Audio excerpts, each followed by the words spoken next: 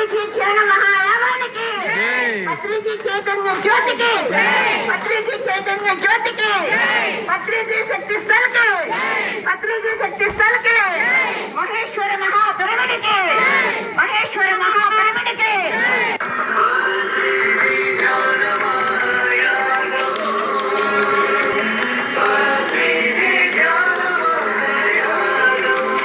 Thank you friends, thank you very much friends.